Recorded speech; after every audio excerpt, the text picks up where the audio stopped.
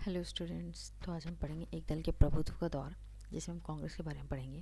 जैसे हम कांग्रेस की बात करते हैं और इंडिया की बात करते हैं तो हमने देखा था जैसे पहले भी कि पहले आम चुनाव में 1952 के जो इलेक्शन हुए थे लोकसभा या विधानसभा के, लोकसभा की बात करते हैं तो बहुमत के साथ कांग्रेस जीतती है, और जब विधानसभा की बात करते हैं तो उसमें अधिकतर सीटें जो हैं कांग्रेस की ही रहती है। अगर मैं बात करूँ कि कहाँ पर कांग्रेस जो है नहीं आती है सत्ता में, तो वो है आपके पहले आम चुनाव में जब कांग्रेस भारत में विजयी हुई। लेकिन जब हम बात करते हैं तो मद्रास, उड़ीसा, जम्मू कश्मीर और केरल में कांग्रेस की सरकार नहीं बनती है, क्योंकि जब हम केरल की बात करते हैं, केरल में तो कम्युनिस्ट पार्टी बनती है। कश्मीर की बात करते हैं, जम्मू कश्मीर की, तो वहाँ पर नेशनल कॉन्फ्रेंस बनती है। तो इस तरीके से विधानसभा इलेक्शन में सिर्फ यहाँ पर जो है कांग्रेस नहीं जीत पाती है। तो प्रश्न ये उठता है कि ऐसे में क्या कहीं ऐसा तो नहीं है कि कांग्रेस जब इतने बार, दो तीन बार जब इकट्ठे वो जीत रही है बहुमत के साथ, तो कहीं ऐसा तो नहीं है कि ये एक दलीय पार्टी वाला देश बनने जा रहा है इंडिया, या फिर कहीं ऐसा ना हो कि यहाँ पर जो है लोकतंत्र जो कि ये कहता है कि किसी अपोजिशन को भी रहना जरूरी है और यहाँ पर दल बदलते रहने चाहिए, या फिर लोकतंत्र ये मानता है कि यहाँ पे विपक्षी दल भी रहना चाहिए। लेकिन जिस तरीके से कांग्रेस जीत हासिल कर रही थी, उससे प्रश्न ये उठ रहा था कि कहीं इंडिया जो है लोकतांत्रिक व्यवस्थाओं को खो ना दे। तो जब हम इसके बारे में बात करते हैं तो हम ये देखते हैं जैसे कुछ देश हैं, जैसे कि चीन हो गया, क्यूबा हो गया, सीरिया हो गया, यहाँ के संविधान इनको कहता है कि आप सिर्फ केवल एक ही पार्टी रख सकते हैं। इसके अलावा कुछ देश ऐसे हैं जैसे कि म्यांमार, बेलारूस, इरिट्रिया हो गया। इन देशों में हम देखते हैं कि यहाँ पर कानूनी या सैन्य रूप से जो है एक ही पार्टी को महत्वता दी जाती है, मतलब एक ही पार्टी को प्रमुखता सारी भूमिका दे दी गई है, जिस वजह से यहाँ पर लोकतांत्रिक वैल्यू स्थापित नहीं हो पाई है। इसके अलावा भी कुछ देश हैं जहाँ पर एक ही पार्टी अधिक समय तक रही है। लेकिन जब इंडिया की बात करते हैं, इंडियन कॉन्टेक्स्ट से बिल्कुल बदल जाता है, क्योंकि इंडिया की जब हम देखते हैं तो इंडिया में ऐसा है कि यहाँ पर एक पार्टी भले ही काफ़ी बार आई हो बहुमत में, लेकिन वो लोकतांत्रिक मूल्यों के साथ में रही, क्योंकि यहाँ पर कभी विपक्ष खत्म नहीं हुआ। और साथ ही हम देखते हैं कि कांग्रेस जो है वो लोगों के वोटों के द्वारा आ रही है, ऐसा नहीं है कि वो किसी गलत तरीके से आ रही है सत्ता में। इसीलिए जब हम बात करते हैं तो हम ये देखते हैं कि ऐसे क्या रीज़न रहे कि कांग्रेस जो है 3 बार सत्ता में रेगुलर आती है, या फिर जो है उसको बहुत अधिक सीटें मिलती हैं या विजयी होती है। तो पहला रीज़न तो इसका ये दिया जाता है कि कांग्रेस ने जो है स्वतंत्रता संग्राम में भागीदार बनी थी। जो हमारी स्वतंत्रता की लड़ाई थी उसमें कांग्रेस की एक महत्वपूर्ण भूमिका हम देखते हैं। दूसरा रीज़न आप ये देख सकते हैं कि जब स्वाधीनता संग्राम की लड़ाई चल रही थी तो उसमें बड़े बड़े नेता शामिल होते हैं, और वो सभी नेता कहीं ना कहीं कांग्रेस के उम्मीदवार ही थे। आफ्टर इंडिपेंडेंस जो है पहले प्रथम चुनाव में जो है वो कांग्रेस के उम्मीदवार के रूप में खड़े होते हैं, जिस वजह से जो है सभी पार्टियां, मतलब सभी जो जनता है उनको ही वोट देती है, उन बड़े बड़े नेताओं को वोट देती है। दूसरा रीज़न आप ये देख सकते हैं कि लोगों के पास जो है कांग्रेस एक ऐसा मतलब पार्टी बनकर उभरी थी जो उनके पास एक सबसे बेहतर और सबसे इकलौता एक वो बचा था, उनके पास एक पार्टी बची थी जिसको उन्हें वोट देना था, क्योंकि और भी दूसरी पार्टी थी लेकिन वो इतनी मजबूत नहीं थी जितनी की कांग्रेस थी उस समय पे।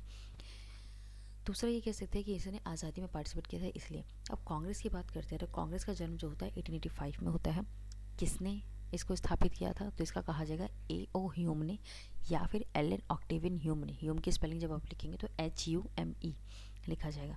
जब हम बात करते हैं तो कांग्रेस जब स्टार्टिंग में स्थापित हुई थी तो उसमें अधिकतर शिक्षित लोग जुड़े हुए थे, कामकाजी लोग जुड़े हुए थे, व्यापारिक लोग थे, अंग्रेजी थे, अगड़ी जाति, उछले मध्य वर्ग, शहरी अभिजन थे। इन सबको जब हम देखते हैं इकट्ठा करके तो ऐसा लगता है कहीं ना कहीं कांग्रेस जो है किसी बड़े लोगों की पार्टी थी, जिसे बड़े लोग ही पार्टिसिपेट कर सकते हैं, छोटे लोग इसमें भागीदार ही नहीं थे।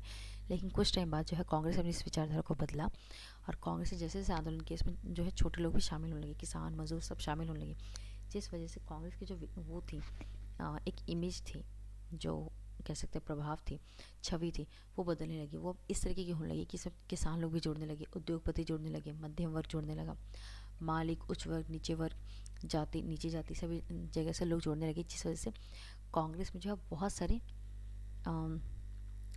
सारे तबके के लोग शामिल होने लगे। इसके अलावा जब हम विचारधारा की बात करते हैं तो विचारधारा भी बहुत तरीके की कांग्रेस में शामिल होगी, जैसे कि आप देख रहे होंगे स्क्रीन पर भी कि शांतिवादी, कंजर्वेटिव, रेडिकल, गर्मपंथी, नरमपंथी, दक्षिणपंथी, वामपंथी, ये सभी के सभी जो है कांग्रेस में शामिल हो गए। जैसे कि आपने पहले भी देखा होगा कि जब हम पढ़ते कि कांग्रेस में 2 दल शामिल हो गए थे, 2 दल थे बन गए थे, एक नरमपंथी दल, एक गर्मपंथी दल। जो कि एक दल ये कहता था कि हमें जो है दया याचिका के द्वारा जो है अपनी बातों को मनवाना चाहिए अंग्रेजों से। दूसरा दल ये कहता था कि नहीं, हमें जो है हिंसा के द्वारा अपनी बातों को मनवाना चाहिए। लेकिन ये दोनों ही दल जो है कांग्रेस में थे। इसका मतलब ये है कि अगर कोई भी एक दल को आप समर्थन देते हैं, नरम दल हो या गर्म दल हो, तो आप कांग्रेस को समर्थन दे रहे हैं। और यही सेम चीज़ शांतिवादी विचारधारा, क्रांतिकारी, कंजर्वेटिव, रेडिकल, दक्षिणपंथी वामपंथी दोनों में चली। इसी वजह से जो है कांग्रेस को इसका खासा बेनिफिट देखने को मिलता है, लाभ मिलता है इसका। इसके अलावा अगर हम बात करते हैं तो कांग्रेस ने क्या किया, अपने साथ गठबंधन बनाया। गठबंधन का अर्थ ये हुआ कि जैसे कोई भी पार्टी है वो उसके अगर ये कह रही है कि नहीं आपने गलत किया, आपको इस तरह की विचारधारा रखनी चाहिए, तो कांग्रेस क्या करती थी, उसे अपने में शामिल कर लेती थी। तो इस तरीके से गठबंधन बनता जा रहा था। गठबंधन का अर्थ ये हुआ कि अब लोग जो है उस एक पार्टी को अगर समर्थन दे रहे थे तो कहीं ना कहीं कांग्रेस को बेनिफिट देगा। दूसरी बात ये थी कि जैसे जैसे गठबंधन बढ़ रहे थे उससे सहनशीलता बढ़ती है। सहनशीलता का अर्थ होता है कि जैसे किसी पार्टी ने अपनी विचारधारा रखी तो आप उनकी विचारधारा को सुनेंगे, उसके बाद सही या गलत का फैसला लेंगे, तो आप सुनने की क्षमता रखते हैं एटलीस्ट। या हो सकता है अगर आपको वो विचारधारा नहीं भी पसंद है या वो विचार नहीं पसंद आ रहा है तब भी आप उन विचारों को मानेंगे। ये सब जो है सहनशीलता का पार्ट होता है, जो कांग्रेस धीरे धीरे इसकी वजह से बनती जा रही थी।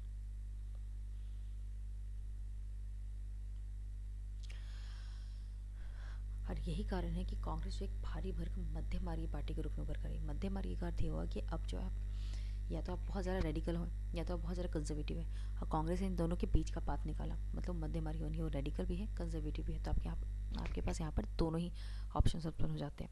तो यहाँ पर दूसरी चीज़ हम ये देखते हैं कि जब हम कांग्रेस की बात करते हैं कोई इसके अलावा विपक्षी पार्टी में इतनी मजबूत पार्टी में नहीं दिखाई देती है।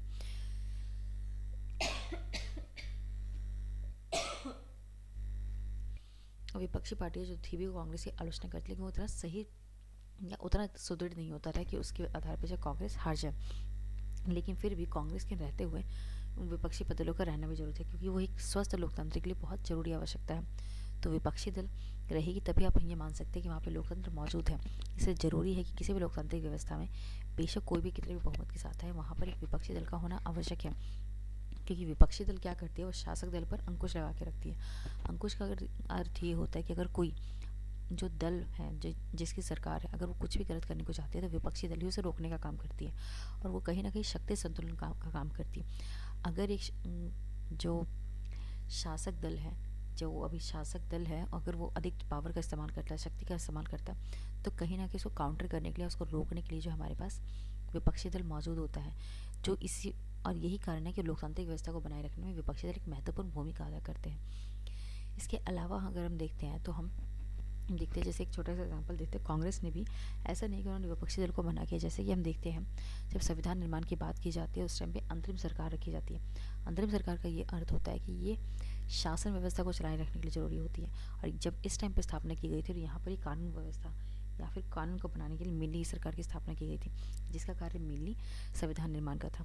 संविधान निर्माता में हम देखते हैं कि यहाँ पर मंत्रिमंडल में काफ़ी ऐसे नेताओं को शामिल किया जाता है जो कि कांग्रेस के नेता नहीं थे या फिर उनके विपक्ष में थे।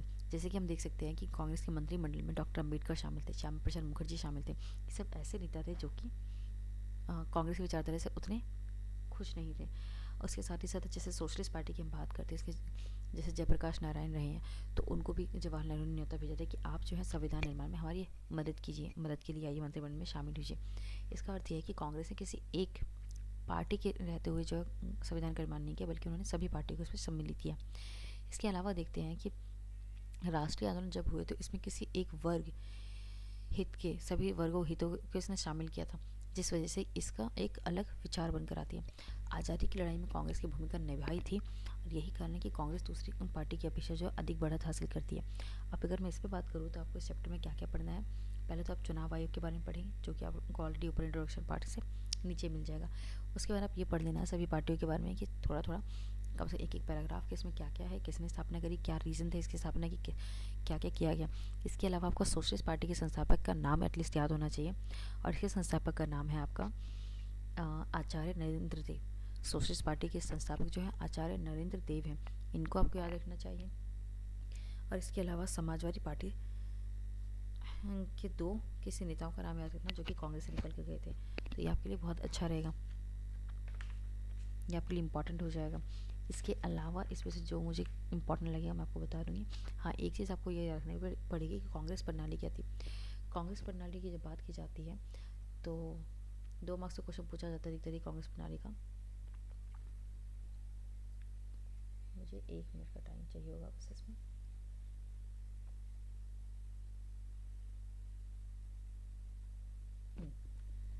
कांग्रेस प्रणाली की बात की जाती है जहाँ पे चुनाव, देखो ये मिल जाता है आपको, ये 2 मार्क्स से पूछा जाता है।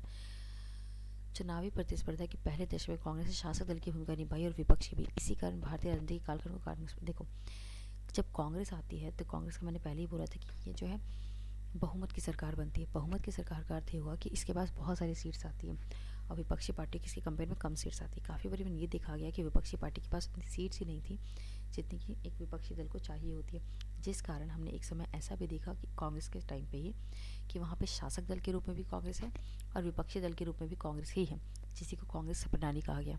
यही आपकी कांग्रेस प्रणाली हो जाती है। ये बहुत बार 2 मार्क्स में पूछा जाता है बोर्ड में, और ये इंपॉर्टेंट क्वेश्चन है, तो आपको ये याद रहना चाहिए।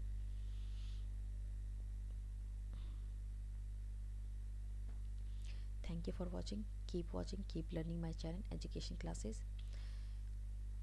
Don't forget to